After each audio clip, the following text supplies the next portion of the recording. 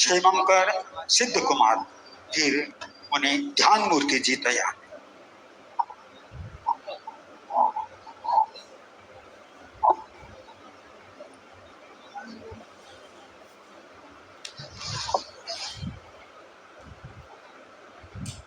बनते आज के इस पावन अवसर पर अनेक पूर्व वक्ताओं ने बताया कि किस प्रकार गुरुदेव के गुणों का व्याख्यान करना, गुणों की अभिव्यक्ति करना। किसी ने कहा कि भाई मुझे 2 महीना भी करना पड़े तो मैं कर सकती हूँ, किसी ने कहा कि उसे पुस्तक आदि कुछ भी समय तक भी किया जा सकता है।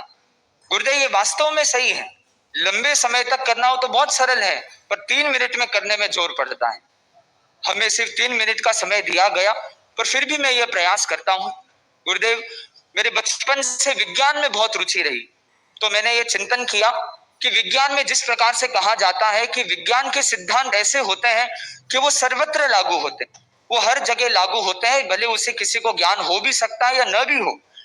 परंतु मैंने जब गुरुदेव के जीवन में, गुरुदेव के दैनंदिन दिनचर्या में जब, या गुरुदेव के आभा मंडल में के संदर्भ में जब इस पर चिंतन किया, तो विज्ञान के कई नियम हो सकता है कुछ भिन्न रूप में गुरुदेव पर भी घटित होते हैं।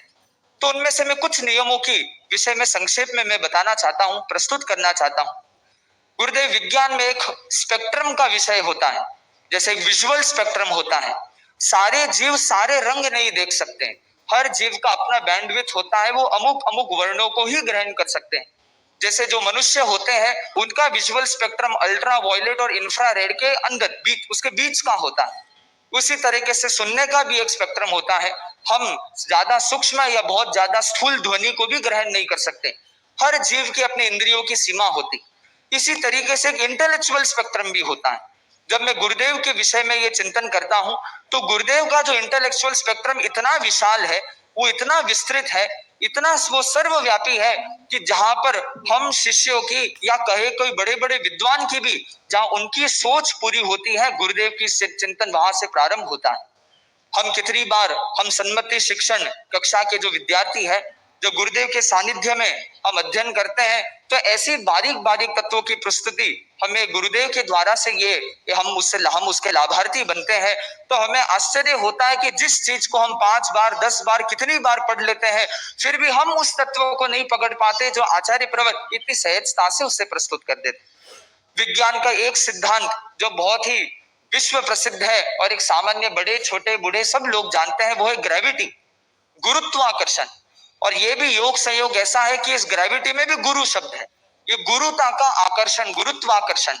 तो गुरुदेव आपके आभा मंडल में एक सहज आकर्षण है। गुरुदेव और साधु साथियों को तो प्राय प्राय गुरु सन्निधि का बहुत सहज अवसर यदा कदा बीच बीच में या किसी को निरंतर मिल जाता है, पर गुरुदेव हमें बीच में 8.5 वर्ष का अंतराल पड़ा था।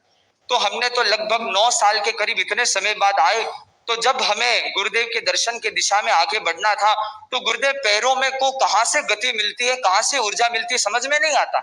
पर यहाँ पर भी लगता है विज्ञान का वो सिद्धांत घटित होता है, ये गुरुत्वाकर्षण है कि गुरु की ओर जाने में जोर नहीं पड़ता, परंतु जब गुरु सन्निधि से दूर जाना हो, जब ग्रेविटी गुरुत्वाकर्षण के अगेंस्ट गति करनी होती है, तो बहुत जोर पड़ता है।